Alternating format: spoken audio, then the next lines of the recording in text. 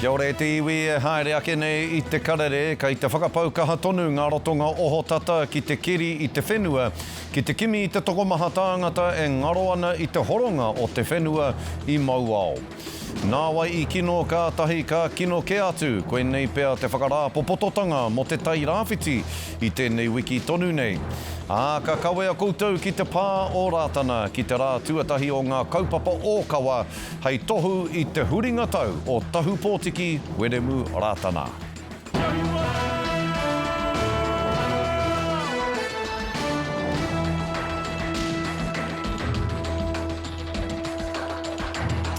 Kei ngā maramara pounamu o te motu, tēnā nō rā koutou katoa.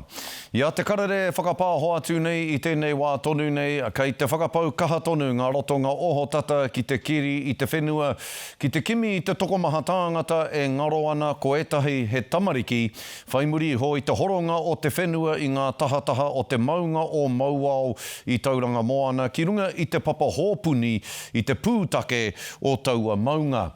Kei reira tonu ngā rotonga oho tata, pērā ia Urban Search and Rescue. Hei tā te hunga I reira I te wā o taua parekura I rongo rātau I tētahi oro pakē, me ara wāke ka horo iho te whenua. Ko te rāinanahi te rā māku rawa I te hītori o te taone o tauranga, ara neke atu I te rua me te haurua marama o te ua I heke iho I te kaumārua haora noiho. Anei etahi whakāhua o te wāhi kei reira nei ngā puna kaukau waiwera I te pūtake o Mauao moana, o Mauao maunga. Hei tētahi tāne kia mātou o te reo tātaki I ruku ia ki te taha o te puna I aia e kaukau ana, kia kaua ia e tukia e tētahi waka tāwhai, e kā hakina ana I runga I te ia o te horo whenua. Hei tāna kāre anō ia kia wheako whakamatakutanga pērā rawa te kaha. Mena rā ka rite tātou ki te manu e titiro iho ana I te rangi ki te whenua, ka kite iho tātou I horo te whenua ki tētahi Wāhanga o te papa hōpuni rongonui o Mauao I te take o te maunga. Ana ka tuki te horo whenua nei ki ngā wharepaku, anei e mira tia nei, ka horo atu hoki ki ngā puna kaukau waiwera anei kei te taha katau o ngā wharepaku. E te iwi anei te pūrongo a te uri o Tūranga-nui-a-Kiwa a Mārena Mane. Hei tā te kōrero e mau ana ki ua, e ua ana ki mau. Kua taka te puketai o koro Mauao ki runga tonu I te papa noho hōpuni. He pakeke, he tamariki, e ngaro tonu ana kei raro I ngā konga. Obviously, we thought this morning we'd got through the worst of it, and at 9:30 we had a major slip. Te reo mātu ngā kai noho hōpuni I tā ngā puketai o koro matua e heke ana, ka whiua ko ngā whare waka, ngā tēneti ki tua o te papa hōpuni I raro I ngā hekona ruarua noiho nei. As you can see, we are still in response mode. And that includes the tragedy that has unfolded behind us in the last few hours. It is a fluid situation, it is ongoing, it is a rescue operation at the moment, and FENZ and all of our first responders are working as quickly as they can for the recovery. Hei tā tētahi o ngā kai mā takitaki I uru mai etahi whare waka ki roto I ngā waiariki o te maunga, katahi anō I whakahoungia, anā ka rongo I ngā karanga aue, mai ngā papa hōpuni, kua whati nei. I was just swimming in the spa bath in the hot pool, and then I heard this huge tree crack and all this dirt come off like behind me, and then I look behind me and there's this huge landslide coming down. And I'm still shaking from it now. And to jump out from my seat as fast as I could and just run. And then I dived across the other pool and looking behind me, and there was a caravan coming like right behind me. It was like the scariest thing I've ever experienced in my life. No, I can't be drawn on numbers because it is possible we could find someone alive. So I can't be drawn on numbers other than say it's single figures. Obviously our thoughts and prayers are with those families that are affected as we try to support them as best we can. E ai ki te koro matua o Tauranga, kaore e tae te whakatau e hia katoa ngā tāngata e ngaro tonu nei. Nā te toko maha o ngā tāngata noho hōpuni I wehe wawe me te kore tuku kōrero ki ngā mana whakahaere. We ask those that maybe have bookings at the campground not to come. We also ask the community to please allow the emergency services to do their job and not interrupt that. Kei te aro atu te rohe o Tūranga-moana ki ngā moa rearea i a rātau e whakawāte ana i ngā paru. Ā, kei mua tonu i a rātau te ara roa o te whakaora anō. Mārena mane, te karere.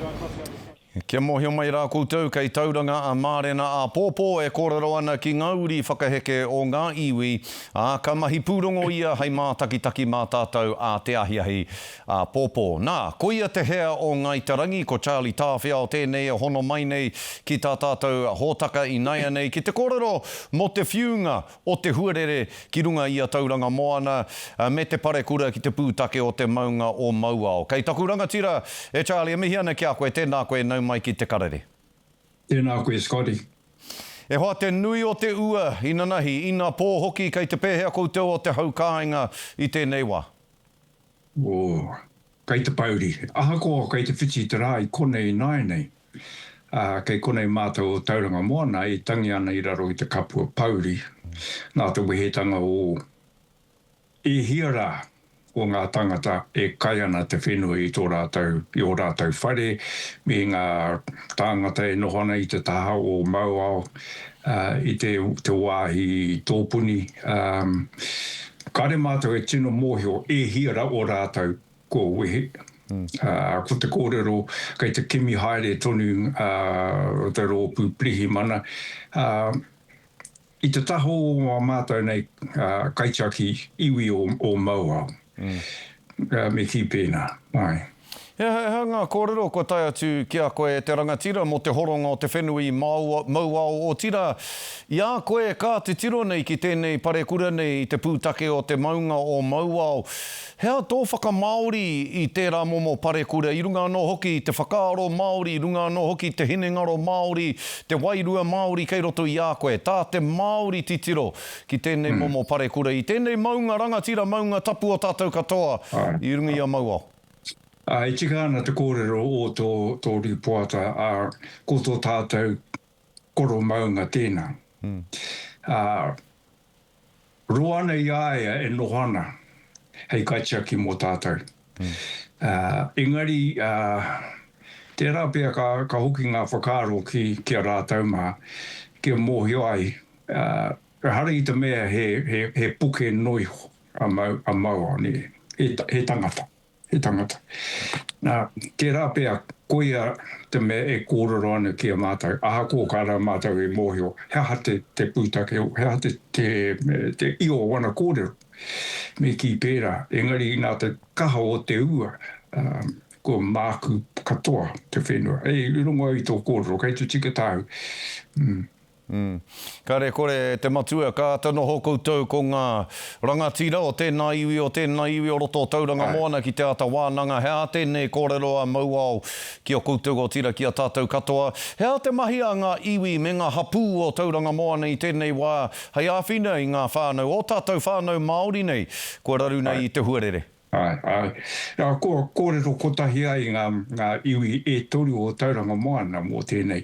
Engari, ko te mahi nai nei, i te whakatika ai ngā whare e mākuana i te waipuke, pērā i te marae te taho taku tari, a whare roa, i waipuke tia wetahi o ngā whare. Engari, ko te mea nui, kimi tonu mō rātou kāre anō ko puta mai, ngā mea, ko te whakaaro tērā pēr kua ngaro rātou. A muri aku i tēnei, ka noho ai wā mātou nei kaumātua ki te kōrero. Hea ngā kōrero e kōrero hiana e Mauao ki a mātou mō tēnei nā. Tēnā koe te pāpāe, te matua Charlie, mihi nui ana te karere ki a koe. Mōu, i whakawātea nei i a koe ki te whakaputa i enei, kōrero i enei, whakaaro ou. Hai aha i tānga manawa pea, mō tātou katoa i a tātou ka whakaaro nui nei ki te hunga kua raru i tēnei parekura. I roto maua o tira te huarere patu nei i a tātou katoa huri noi te motu. Ka mihi ki a koe te pāpā me ngā manaakitanga. Kei runga i a koutou koto whānau i tēnei wā. Tēnā koe. Tēnā koe, Spotty. Kia ora. Wai mari e tātou i tērā momo kaumātua, i tērā momo karaua, whakawātea nei aia ki te kororo ki a tātou. Kāti, nā wai i kino kātahi ka kino ke atu. Koe nei pea te whakarāpopototanga mo te tairāwhiti i tēnei wiki tonu nei, te katinga o te huarahi matua o wai o weka ki Wāhanga i a Tūranga me o Pōtiki, nā te aha, nā te tini o ngā horotanga o te whenua kua pāke ki reira. Mera wāke, ka ngaua no te takiwā nei e tāwhiri mātea. Mo te roanga atu, me ngā whakamara mō te wā, kei te whakawhiti atu tātou kia Matae Smith o Tūranga FM, no reire te tuakana Matae, kei te pehea tō taone o Tūranga i tēnei wā e hoa. Tēnā koe te manahau o tira te motu whānui tēnā tātou katoa e hoa, kei te pai a Tūranga i Anei, titiro mai anō nei kei taone kia hau, engari he tino rerekera wātu tōna āhua i nā pō. He nui ra wātu te ua i taka mai ki te rohe nei, me pēnei taku kōrero, he rangona ua, he hoki ngā mahara kia Huripari Gabriel. Nā kua whakakorea i Anei ngā whakatūpato ua karaka me te whero hioi i puta tonu te waipuke āpapa ki etahi wāhi o te takiwā i te pōrā. Engari te āhua nei me pēnei taku kōrero e hoa mā i puta ora a Tūranga i te kino rawa atu o te huarere. Nā i kōrero tahi māua ko te kahika o Tūranga i kō tatāke nei a Rehet Stoltz. So we can see the sunshine outside. We don't even think it's tairāwhiti, but it is. So at this stage, there is still a lot happening. We've got teams on the road assessing what is happening. We still have got only State Highway 35 open between us and Tolaga. We know that the police helicopter is also looking around the Te Araroa area. We know our northern cousins were hit the hardest. So at this stage, we are looking at what the damage are, how we prioritise and how we fix it. We are just so incredibly grateful that everyone is safe.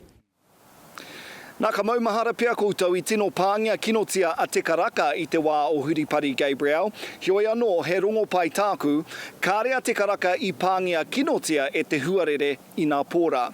I pātai hoki au kia Rehet, hia hapea i pērāi. It's because they were prepared. They were so wonderful to see yesterday the proactive messaging going out saying, whānau, if you don't feel safe, evacuate, go to whānau, or you can come to our evacuation centres. So big shout out to our tikaraka whānau as well, being prepared, being there for each other and looking after each other. A kāti ahakoa he tinoa ngā pānga kino i kitea i konei i Tūranga. Hei whaiwhai aki ngā kōrero Rehet, kāri pērā te waimarie o ngā hapori ki te raki ara i te araroa me whare kahika. I whakaorangia etahi whānau i runga i ngā tuanui o rātou whare i Punāruku, anei ngā pikitea. Ka hiki haumaru katoa rātou, he toko maha hoki o te hapori i whakamarumaru atu ki te marae o Hine Rupe. Anei etahi o te hau kāinga. I tino rongo i te mataku, i tino rongo i te pauri. He maha ngā tangata ka toro ngā karere, ka haere tēnei ki te tēnā. I think koera te painga o te noho paku pēnei ki tēnei wāhi. Ka mau te wehi e hikama. Hei whakakapi ake, kua kati hoki te piriti ki Wāhanga i a te araroa me Ruatoria. Ka tino raru te haere o ngā hapori o reira. Ko te huarahi matua 35 ara State Highway 35, tētahi ara ke atu ki Tūranga-nei. Engari, i te katinga o taua huarahi, ko tahi noiho te huarahi e uru atu ai, e puta atu ai hoki i Tūranga-nei. Mā te huarahi matua namarima, mā ahuriri, mā taupō. Nā reira, te manahau, anei taku kōrero whakamutunga, e ua te ua, kātahi ka ua rawa atu mo ngā whānau o te tairāwhiti nei. Te manahau. Ua rawa atu, tika tēnā kōrero e te tuakana Matae. Mihi ana kia koe o tira kia koutou o Tūranga FM. A muri ake i ngā whakatairanga e kare mā ka kawe te waka o te karere i a koutou katoa ki te pā o Rātana. Kia mau tonu mai.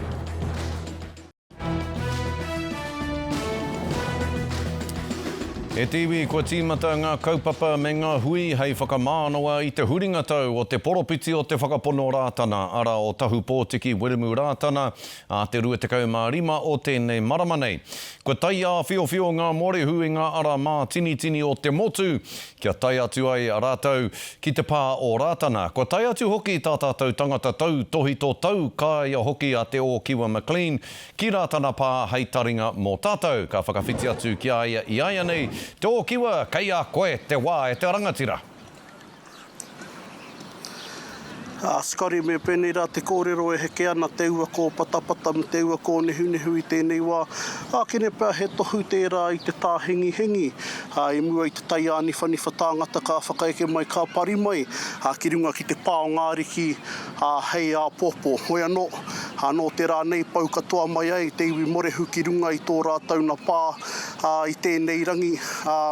Me te aha koa e pohiri tiana, e āmine tiana e rātau, te tahua pū te kaumiriona tāra kua whakangāua e te kāwanatanga ki te whakahauake, ki te whakapaipai ake i ngā take whare me ngā take hanganga o tēnei pā o ngā ariki ara o Rātana pānei. E tūtakarere wā tonu ana rātau ki tērā o ngā tahua pūtea kua whakawhiwhia nei ki a rātau. I runga tonu i te mōhio, he tau pōti te tau, nō reira ko tā rātau na whakahau ki te kāwanatanga, he mea puta i roto i te wairua o te tūtakarere watanga. Me tā rātau hia, me tā rātau aronga nui mā tuatua kia rena tonu te tau kāia tangata i Wāhanga i te iwi morehu me te kāwanatanga haumi. Kia tahuri ake tātou ki wā rātau kōrero. Mā tēnei rongo ki te rā whakaritea e te primia i te rā pōtsi ai. Tika rau hoki tau nā kōrero e tata tonu ana hoki ki te waru. Te waru o noima, te waru e whakamānua nei tātou ko te taunga mai a te wairua tapu ki rungi a Rātana nei. Hoi anō rā ki tō mātou anō. Me pēnei ke te kōrero, kia kaha mai rā tātou ki te hāpai nei i a tātou anō rā. Ko te aha, ko tō mātou o te hāhi nei, arā, kei reira tonu te taha tinana, te ture tangata, kei reira hoki te ture wairua. O reira, te tāia e mātou me ki te whakahe nei i te taha wairua i nā e kore anō rā hoki te taha tinana tērā i tērā. Nō reira ko tō mātou me ki te pribia me te kāwanatanga, kei hea i hoa ngā mano kei roto i o kouta nei āhuatanga. Ko tō mātou nei pāpā tau pōti ki Weremu Rātana, nāna hoki kaue nei e rua ngā kaupapa ai ki ona ringa. Tētahi ko te paipera tapu, tērā atu ko te triti o Waitangi. Kaua noa koutou e aro atu ki te triti o Waitangi noiho. Koena hoki tā mātou ngā mōrehu, kei hea rā hoki a ihoa ngā mano kei Wainganui i aua kaupapara. Me te hakoa puta ngā kupu whakaohiti, me ngā kupu whakatonu a ngā rato ngā whawhati tata, me ngā rato ngā Matapae Huarere ki te hunga e Hānuere mai ana ki konei rā kia haumaru i runga i ngā rori. I runga tonu i te mōhio, ko karawhiua e tahi o ngā rohenga, kei reira nei e tahi o ngā rōpū whānui pēnei i te hāhi ringatu, ka tae mai ki ngā rā whakanui o Rātana, tau mai, tai atu hoki ki te mema pāremata mo te waiariki a rā kia rāwiri Waititi, kua mana tāna kōrero e korea ia e tae mai ki ngā rā whakanui a Waitangi i tēnei tau. Engari ma te kāinga tahi ora kāinga rua, ora ana kāinga rua i tana kaiarahi taki rua i tana tuahine, rā ia Debbie Ngārewa Peka, rā te kai mema tōranga pū mo tēnei takiwa o te taihau auru. Anei wana kōrero. We had a government that demonised us and tried to criminalise us for the 21-day suspension for doing the haka. We lost our MP the day that we were reinstated. We then had to release her staff, her whānau, and then go into by-election. So, the year ended probably as tumultuous as it started. We had conflict like every other party. And what I don't want to do, which is I feel like I was wahangū about this last year, and that is when conflict gets amplified that we've then paralysed people to sort of think, oh, you know, I've failed, I'm wakamā. Conflict happens in life, but you can still turn up. And you can, you know, don't let it affect your hinengaro or your wairua or your tinana. Conflict is a part of everyday life. It's actually how we navigate, how we behave, and how we stand up after it. And, you know, that's what makes us who we are as Māori, the resilience that we have to be able to suffer consequences like we have with this government. So, yeah, our year ended as rocky as it started. Ka mutu ake koe nei rā, ngā whakahaerehanga, ngā rikunukuni keneke atu I konei I tēnei te rangi tuatahi. Hei te kau o ngā haora o te atau a pōpō ka pōhiri tia mai, ko te kuini Māori ariki nui, kuini ngā waihono I te pō, ko te kīngitanga, te atu hoki ki te ariki nui hou o te whare o te heuheu rā, te rangi maheu, rātau ko tōna tira, kawe mai te kawe mate o tātumu te heuheu ki runga I te pāo ngāri ki hei a pōpō, nā ka paku whakatā te marae mō tahi wāpoto, I mua I te whakaeketanga mai, o te kāwanatanga haumi, me ngā pāti tōranga pū hei te toru karaka, no reira e te iwi, hono tonu mai, kei te tonu mai ki te karere po te whānuitanga. Rā, nui a pōpō te o kiwa, mihi nui ana kia koe, hoa koe, kei roto I te ue, kōrero mai ana I enei, kōrero heipainga mo te katoa, mihi ana kia koe te tuakana, te o kiwa McLean I te pā o Rātana, tēnā koe. Hoi anō rei te iwi, hei muri ake I ngā whakatairanga, ka whakatepea a te karere, ka whakakapia a te karere mo tēnei rā, kia mau tonu mai.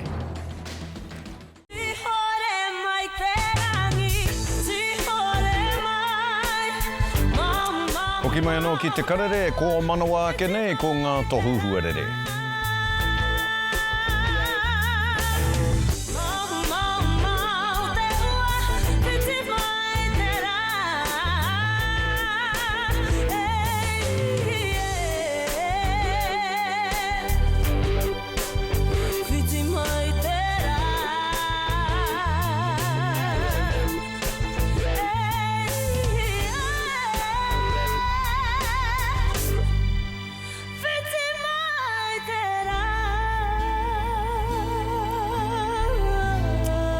Paku tihore ki e tahi rohe a pōpō, koe nā tātou kohinga kōrero mō tēnei rā, tūrou, parea tūrou, Hawaiki. Whiti mai te rā.